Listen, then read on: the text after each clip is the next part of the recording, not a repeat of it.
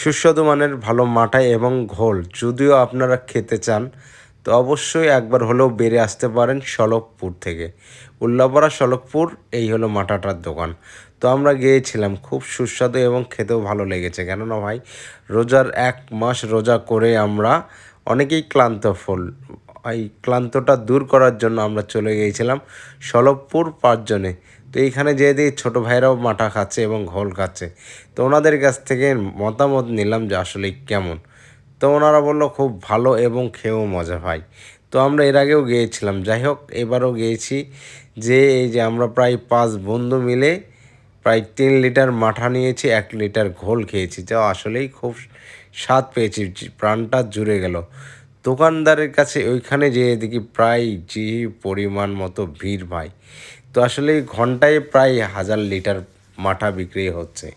এটা হলো সলভপুর স্টেশনের কাছেই। তো এখানে আরও কাস্টমার অনেকেই খাচ্ছিলো। এটা হলো আপনার মাঠার দোকানের মহাজন। কথা বলতে চাইলাম কিন্তু সময় নাই, কেননা এত ভিড় বলার বাইরে। দইও সাজিয়ে রেখেছে হাড়ি হাড়ি। দইগুলি দেখতেও সুন্দর, দেখেই জিভে জল এসে যায়, কেননা এত সুস্বাদু দই আর হলো মাঠা ঘোল। যদি খেতে চান অবশ্যই আপনারা যাবেন সলভপুর বাজারে। এইখানে দেন পাতিল ভরে রেখেছে। আর এইখানে কাস্টমারের উচ্চ পড়া ভিড় পড়ে গেছে, সিরিয়াল ডাউন, কিন্তু আসলে ওনারা দিয়ে শেষ করতে পারছে না এত পরিমাণ। তো আমরা দেরি না করে খেয়ে কিছু বেঁধে নিলাম বাসার জন্য। তো নিয়ে চলে আসতেছি। তো ভালো লাগবে অবশ্যই ভিডিওটা, যদি আপনারা যান, কে কোথায় থেকে দেখতেছেন কমেন্ট এবং শেয়ার করে জানাবেন।